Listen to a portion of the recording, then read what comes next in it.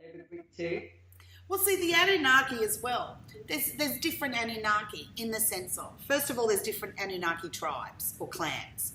And you'll see that throughout the world with the different races and the different continents, for want of a better word.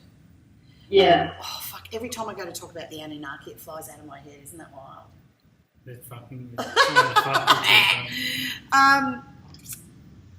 And the other thing is, like, a lot of them are A10s off planet, brought here to run the reality, just because they've got life force, etc., or they're part of the construct already. So it's like not all of them are big bads. Not all of them have set this thing in motion. Some of them, too, are part of the capture. You know, they're innocent bystanders.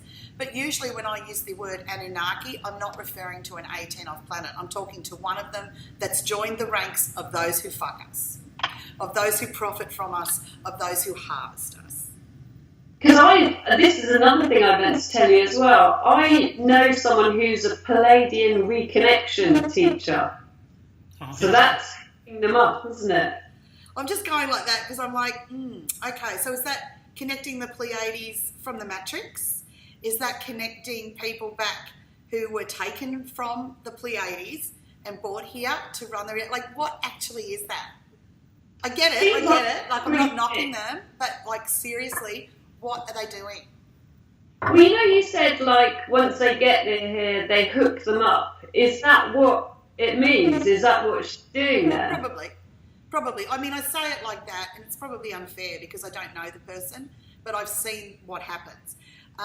The star seeds will reconnect you to your guides, etc. Yeah, they're reconnecting you, all right, making sure you don't escape the matrix. If you start to wake up, you are much more... If you start to wake up, you're a much more valuable commodity. When you're asleep, they've got you pegged. They've got you pegged till you die. They know what's happening, etc. If you wake up, not only I say you're more valuable because suddenly more life force floods you. Have you noticed that? So therefore, you've got more life force to do what it is they want. So you suddenly become something. Yeah. You know, so you either stick out like dog's balls and they'll attack you, or, you know, they just make it like there's no success because there's so many Anunnaki living off your life force. You know, I was thinking more about that construct. I can't remember if I was going to say anything else, but anyway, whatever. I don't know how I'll put it together in the sense that I might put a little excerpt from the book. I don't quite know, you know, like how I'm going to do it. I might put that bit where they had the gathering, where they showed how the... that was so interesting. But it's like, this is what I'm saying. These people make we're inside an installation. Well, what does that mean? Who runs the installation? How does the installation work? For somebody to make that statement, I'm in an installation, they must have had an experience of it. So you just talk about the experience. That's why I question them. Because if they can't answer questions, they're not experiencing it. It's a cut and paste, and they're just continuing the zeitgeist, the Anunnaki shill, if you will. Whether they know it or not, doesn't matter. It's what they're doing. They're perpetuating the myth. Yeah, because I'm thinking about, say A11's waking up, it doesn't matter where they go to get information, they're never going to find the answer out there, but they don't know to look inside because they've forgotten how to. But I don't know why they don't know go to look inside. What I mean is, aren't you the first reference for everything? Well, they've stopped that, haven't they? They've made... Yeah. Well, they're so involved with the brain and intellectualism and working it out, and that's great, but you have such a limited capacity in this fucking thing. But there's so many things that hold that person together in the way that they interact with any form of life is through a device. Something outside of them. So I'll call you. I'll text you. Yeah. You know, it's like AI piggybacks on fucking everything. But if anyone has any, like, because it's anything that you feel that's not matching with the Matrix, you'd think it's your imagination because that's what the Matrix has taught you. Oh, you've got a wild imagination. Where's that come from? You know, you've been watching too many films. It's an inversion of the truth. Inversion, my favourite thing. Oh, hang on. Yeah. I had a question about the inversion, actually. Is the inversion like if I think something now, when I'm not connected or I'm not riding or whatever, is that still inverted? Or like if I think... Where are you thinking it from? Are you getting a feeling and interpreting that thought?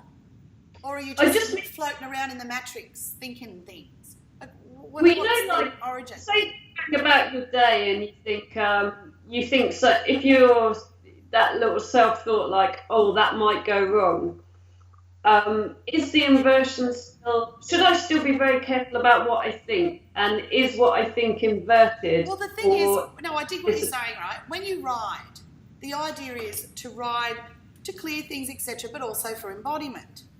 So the more you embody, especially once you get past that 50% mark, it's like suddenly essence becomes the first port of call. So really, you're not thinking anymore. You're feeling and you're interpreting those feelings through the brain, right? Mm-hmm. So there is a time when it's like you're riding, but you're not actually in the ride itself. It's still continuing. The embodiment keeps going, right? So then what's happening, right? So this is why we encourage doing the work, because it carries you through, not just from there. Like when I was doing that last catering job, motherfucker, I didn't realise what I'd taken on, right? I mean, I didn't even have time to scratch my ass, literally. I bet. I saw the end result. I was like, bloody hell, I bet you were stressed doing that. No, Johnny was stressed because I was yelling at him. Yeah, I did think that as well, I think. I was thinking you wouldn't know whether to hide or help. And then, of course, I had to put good juju in the food. No. When I was doing that, I didn't have my same routine because I knew I couldn't sit and concentrate. I have to make that next. I was in that frame. So in that moment, what I would do is I would literally feel my ride, or I would play some of the music that I use. So it was like Pavlov's dog. So I was still staying centered and I was still in that essence creation mode. So why I'm saying that, it's like it does sustain you. It's the quality of the ride or the quality of the experience that really determines it rather than the amount, as you've probably felt lately. I just remember two different things. One, when I ride, if I don't play music, I can hear it in my head anyway, the music I normally listen to when I ride, and I was like, that's kind of weird. And also, my internal jukebox has started up in the last month. Like random tunes keep coming into my head. That's interesting. Really cheesy. What happens? Cheesy yes, but when they come into your head, what's the emotion that comes in with it? Because sometimes, as you know, they program things. Pardon? Surprise! I'm like, what the fuck is that? So surprise locked it in. But do you know what I mean? So it's like often you'll hear the old songs like that because there was a program carried with it.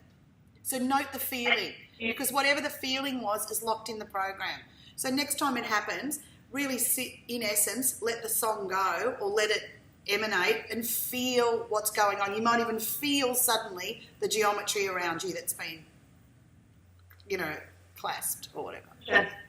Yeah. When I had Glenn Madeira, I don't know if you ever know that tune. Something like "Never Gonna Save My Love For You" or some bullshit, and I was like, "What the fuck did that?" I remember that. Yeah. It's like one hit wonder. Yeah. And I was like, seriously, I haven't heard that tune anywhere. I don't know where it's come from. I didn't know what it was about. What was the words? 80. I'm never going to give you up. Yeah, I heard Rick Astley, I'm never going to give you up. That one's come up as well. No wonder. You'd be sending that one to you. Well, I did wonder. No, but seriously, right? So it's like you lock yourself in with these, or the cultural zeitgeist has such energy attached to these songs, or the program sent with these songs, and you react accordingly. It locks it in. So every time you hear the song, all that emotion's now locked in. Hello, harvest. It's like on that Manchurian candidate when in the movie, when they programmed the person to do a certain activity, the music's the thing that triggers them to shift their mind and their awareness and the name. Like it was combination. So if they heard the music without the name, it wouldn't happen. If they heard the name without the music, it wouldn't happen. But the combination of the two, it was like lock and load. Well, that's MK Ultra, isn't it? That's how they do it with MK Ultra. I mean, I go like this because I laugh because it's like Do you really think that they would let out their secrets across the internet using organic creator beings? Do you really think that? No. Fuck no. Wake up and smell the fucking coffee, people. Yeah. They might realise there's an awakening and they're trying to harvest that consciousness. So they're going to flood the net with all these Anunnaki shills that are all towing the party line. Sure, they might all suddenly say we're in an installation, is it? A simulation? Simulation, that's the one, yeah. Wow, isn't that funny? That's because people are wakey, hand off snokey. But they're telling you have got no control in that simulation. That's what they're telling you, aren't they? Yeah, it is the... So thanks for the discovery that you're in the simulation, but let me tell you now, you've got no chance, bitches. Yeah, they're revealing the AI, but they're like, what are we going to do about it? No one's got a solution. Of course they haven't, because they're fucking it. But why? One question I've got is why are the Anunnaki seeming to wake up before the A11s? Is it that Are they? Hmm? Are they? But they seem... No, wait, listen to what you're saying. You've known my work now for what? 2-3 years? Yeah, nearly 2 years, yeah. Right? And in that time, not only has things resonated for you, but working with the way we work, etc., you've become your own discoverer. Yeah. Right? So you're only hearing this, that they're talking about a simulation now. So are they waking up first? Or is the zeitgeist moving? Is the wakey happening and they're trying to grab the belief systems? Oh, shit, sorry. They're trying to grab the belief systems before anyone can create their truth. Absolutely, yeah.